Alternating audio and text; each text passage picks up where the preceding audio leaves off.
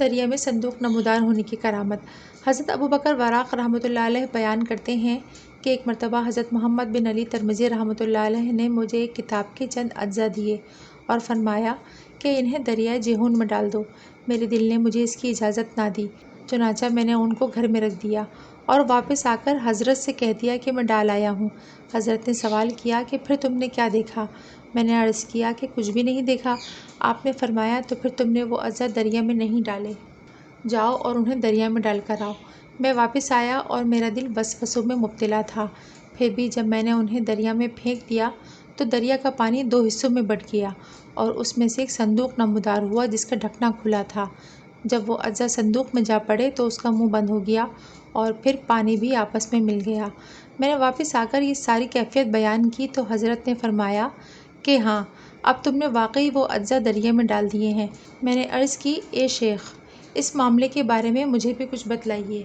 آپ نے فرمایا کہ میں نے یہ کتاب اصول طریقت اور اس کے اسرار و رموز کی تشریح میں تصنیف کی تھی، مگر لوگوں کے لیے اس کا سمجھنا دشوار تھا، چنانچہ یہ کتاب مجھ سے میرے بھائی حضرت خضر علیہ السلام نے مانگ لی اور اللہ تعالیٰ نے اس دریا کو حکم دیا کہ وہ کتاب ان تک پہنچا دے۔ تجلیات الہی کا اثر۔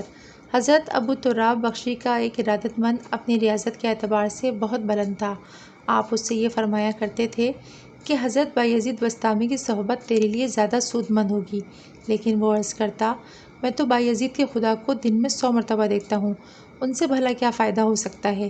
ابو تراب نے فرمایا کہ ابھی تو نے اپنے پیمانے کے مطابق خدا کا دیدار کیا ہے، لیکن اس کی توجہ کے بعد ایسا دیدار ہوگا جس طرح دیدار کا حق ہے، کیونکہ اللہ تعالیٰ کا مختلف طریقوں سے مشاہدہ کیا جا سکتا ہے۔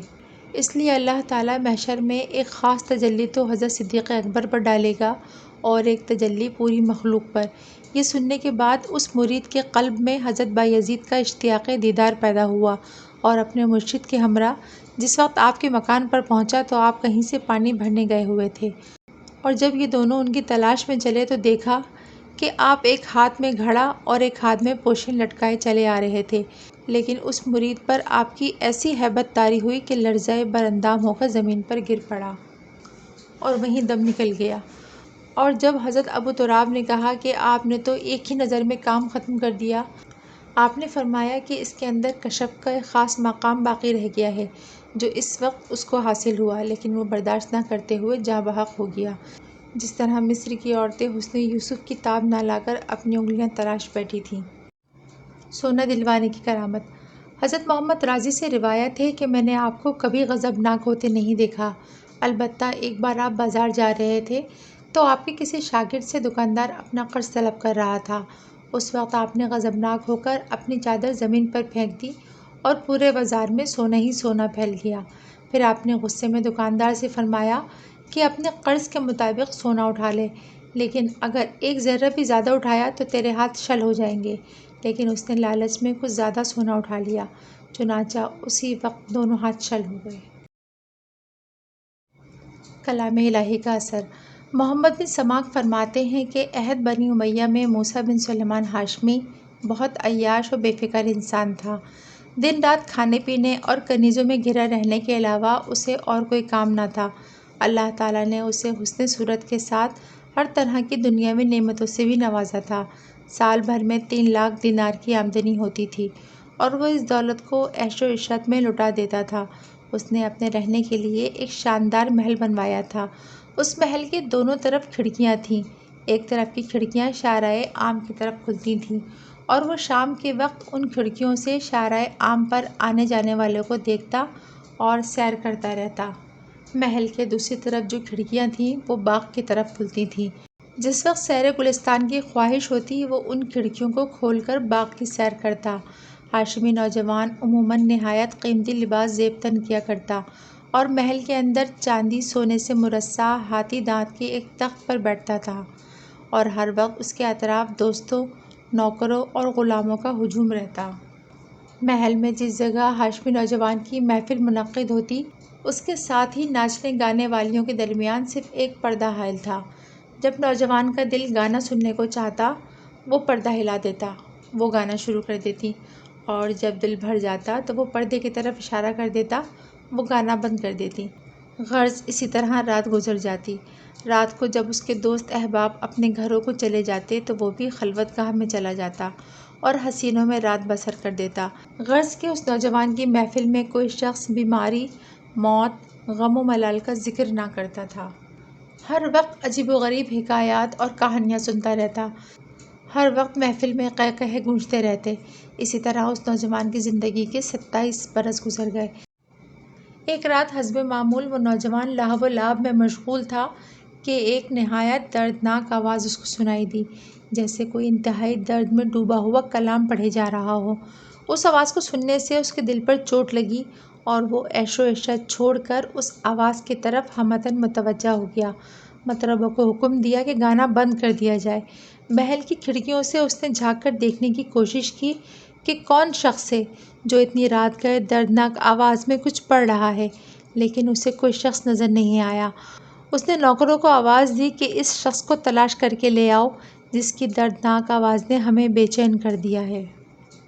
غلام اس شخص کی تلاش میں نکلے اور اس شخص تک پہنچے جو مسجد میں کھڑا ہوا اپنے پروردگار عالم کے سامنے مناجات کر رہا تھا۔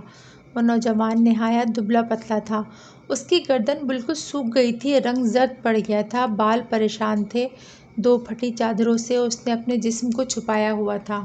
ہاشمی نوجوان کے غلام اس شخص کو لے جا کر اپنے آقا کے سامنے حاضر ہوئے۔ ہاشمی نے پوچھا، کون ہے؟ غلاموں نے عرض کیا، سرکار یہی وہ شخص ہے جس کی آواز نے آپ کو بے چین کر دیا۔ ہاشمی نے پوچھا، یہ شخص کہاں تھا اور کیا کر رہا تھا؟ غلاموں نے کہا، یہ مسجد میں کھڑا قرآن کریم پڑھ رہا تھا۔ ہاشمی نوجوان نے کہا، ذرا ہم کو بھی سناؤ۔ اس نے بسم اللہ پڑھ کر قرآن کریم پڑھنا شروع کیا۔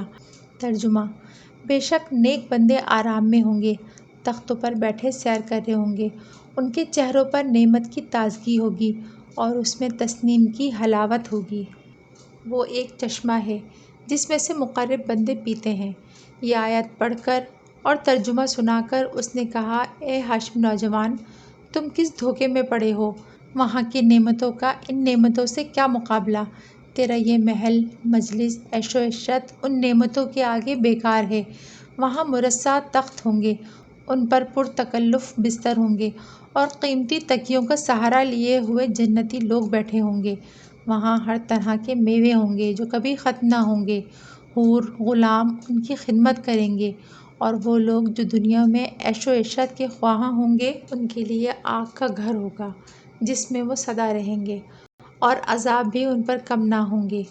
جب ہاشمی نوجوان نے یہ سنا تو اس نوجوان سے لپٹ کر رونے لگا اور اپنے سب دوست احباب سے کہا کہ تم سب یہاں سے چلے جاؤ، اور خود اس جوان کو لے کر محل میں گیا اور بیتی ہوئی زندگی کا افسوس کرنے لگا۔ اس نوجوان کی تھوڑی دیر کی محنت نے ہاشمی نوجوان کی کایا پلٹ دی اور اس نے اپنا تمام مال و دولت راہ خدا میں خیرات کر دیا۔ تمام نوکر غلام آزاد کر دیے اور خود موٹے کپڑے پہن کر اپنے گناہوں کی تلافی کے لیے دن رات عبادت و ریاضت میں مشغول رہنے لگا۔